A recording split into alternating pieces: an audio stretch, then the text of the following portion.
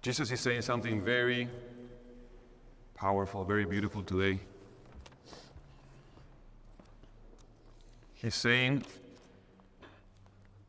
it's in the Last Supper, John chapter 17, very important chapter. You can memorize that. If you want to know how Jesus talks with the Father, Gospel of John chapter 17. He's talking with the Father. 4 chapters of Last Supper, but in 17, he lifts up his eyes and addresses the Heavenly Father like a child, and he's praying for you and for me. Not only for those who are in front of him, but for those that will believe what the apostles will say. So he's right in that instant thinking about you. And he says, Father, protect them, guard them from the evil one, because they do not belong to the world. Have you ever thought about that? They are in the world, but not from the world. That is amazing. That is amazing. You were born here. You were born in humanity. You were born in society. You learned the language. You learned the movies. You learned the codes, the system, and you absorbed the system. You and me have breathed in the social and cultural mindset. Wherever you were raised, that vision, the values, the principles of society, of humanity, we took them in unknowingly. Things that were good and many things that were not good. And an order of values was incorporated, and your mind was shaped, and your heart was shaped, your emotions. What is good, what is bad, what is to like and what not, what is to desire or not. You were shaped. Now Jesus is saying, you are in, but not from. Your values, the source of your spiritual life, of your driving force, should not be from beneath, but from above. And that's what he says immediately after that. He says, Father, consecrate them in the truth. What does that mean? Make them sacred. Make them belong to divinity. Make them ours, adopted to the Father. Make the roots of the plant or the tree of their life be up there. So it's a tree but upside down. And the roots are pointing upwards. And we're taking the lifeblood from above. And here, the manifestations and the flowers and the fruits, but the roots are up high. It's an inverted tree. It's the paradox. Jesus is coming to invert reality. And I want to say something. How do you feel the culture? How do you feel the world around you? Right now, the world. What does Jesus mean with world? There are two components, two meanings. One is the physical reality, the creation, which is absolutely good, not bad. It was meant by God, loved by God, and designed by Him is perfect. But the world, as society, as culture, Jesus says, has a driving force when it's not led by God, by the Spirit from above, has a driving force that can mislead us and malform us. How do you think is the society and the world around you right now, as opposed to 1 century ago?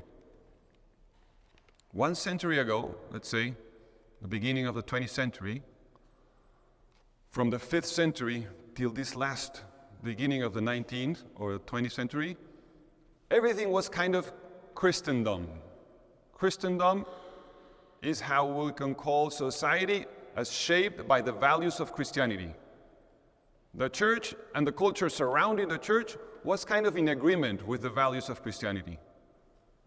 The vision of the family, men and women, the vision of life, and the dignity of the human being from conception till the natural death, respected. Marriage till death, for example, many things were in agreement, many things were natural. And the whole society, the hospitals, the universities, the schools, everything was kind of shaped by Christian values. And Philadelphia is a very powerful expression of that. You see a lot of institutions with Catholic and Christian values underneath. How are we right now? Do you think society is like that? Supporting, and the values of the environment are supporting the Christian heart, the Christian mind? The vision around us is in agreement with our vision? No. You know which is the greatest group in terms of religion right now, the one that's growing the most? The nones, the non-affiliated. And that is growing more and more and more. 30% of the US confesses themselves that they don't want to have any religious affiliation. They just want the immediate, tangible realities, and everyone has their own truth. Not religion, not God, not divinity. That is our context right now. It's so similar to the first 3 centuries of Christianity, where the apostles were in an environment that was of persecution, of misunderstanding. Apostolic age, the first 3 centuries. We are right now back to that point. So we are right now kind of flowing like salmons, swimming upstream if you want to be a Christian. Because the environment is not going to support you. It's no longer a cultural Catholicism. It's no longer that I'm Catholic because I'm Irish, I'm Catholic. I'm Italian, I'm Peruvian, Latin American, that's why I'm Catholic. That means nothing. The cultural aspect has become a facade, a shell that is now becoming a burden and is shaking it off. And if I go back to my society in Lima, that's what prevails. People are leaving behind that shell of Catholicism, that formality, because it lost its spirit. Now, if you want to be a Christian, it's not like 100 years ago. Now you have to choose it against the flow, against the current. If you want to, you have to choose it. It's not by default. Now is a time for an epic existence that is not going to be easy, it's not going to be comfortable. But if you choose it, it is much more probable that you become an authentic Christian. Because 2 centuries ago, you were Catholic, it was very easy to be a hypocrite. Because you were just following the formalities. But if you choose it now, it's very probable that you will be truly yourself. Because you have to face a contradiction. Some examples of why are we to prove that we are in that context? Ask yourself what the world says about freedom. What the world says about love. Freedom, do whatever you want. Whenever and whatever. What do Jesus says about freedom? The truth, which is He Himself, the truth, will set you free. Not whatever. But the freedom, you conquer it when you follow me. So different, right? Or love. What is love for the world? What is the love for the love sign in Philadelphia? Love is just making you feel good. I make you feel good, I'm loving you. What is love for Jesus? Giving your life for the good of your neighbor. Love is what is the best for you, the truth for you. So interesting. If you just Jesus is right now calling us with this gospel, leaving us in the world because He ascended into heaven, saying, don't forget, don't adapt your mindset to the surroundings, but adapt your mindset to mine, to the mind of Jesus. Conform your mind to the one of heaven. See life from above, from my perspective. So beautiful. There's I want to tell so many stories. I have if you go back to the 4th century before Christ, you have already what I just said in an allegory. The allegory of the, what do you think? Who can guess it? Of the cave. Perfect. Who's the author? Plato, philosopher. In the Republic, he has this allegory. He says that right now, society, the people, we are born kind of chained, facing a wall.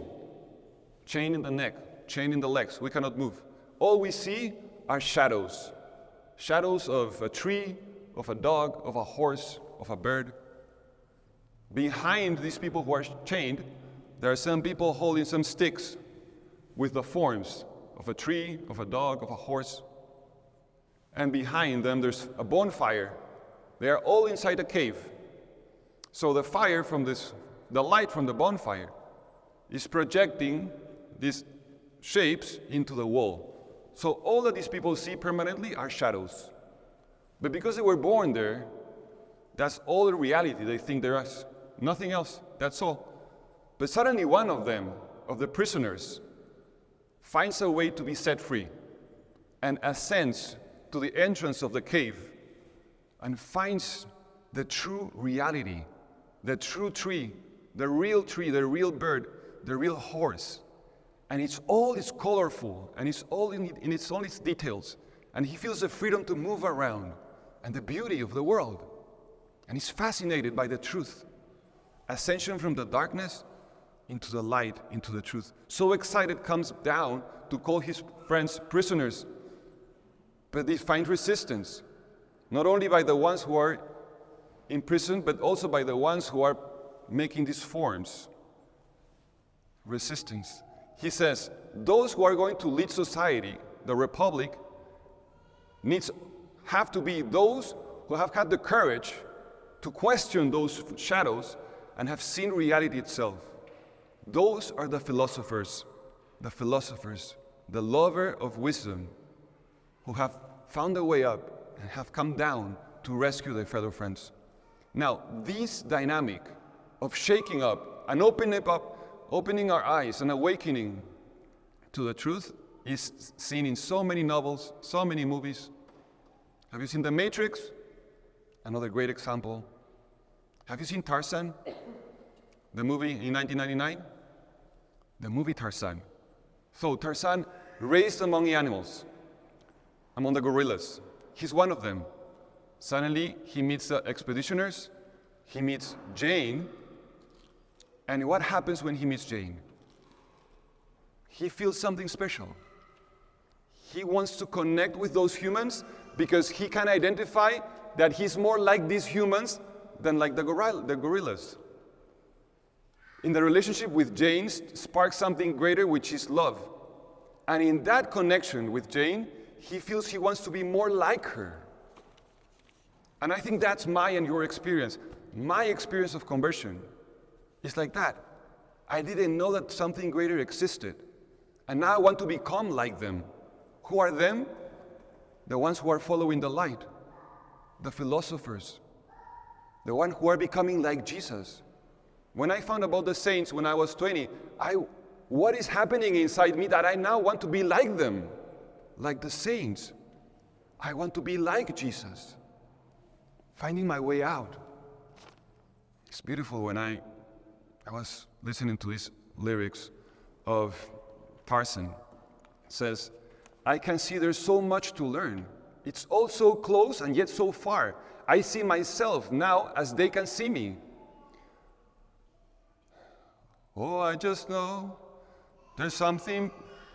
I forgot about the melody. Or I just know there's something bigger out there. I wanna know, can you show me? I wanna know about these strangers like me. Tell me more, please show me. Something's familiar about these strangers like me. Something is familiar about these strangers like me. When you bump into a true Christian, somebody who is following Jesus, you feel something deep. Something is familiar with this stranger. Was a stranger, but now he's drawing me into the intimate familiarity. The Christians, against the flow of the culture. The saints, finding the true self, and then bringing people back into that light.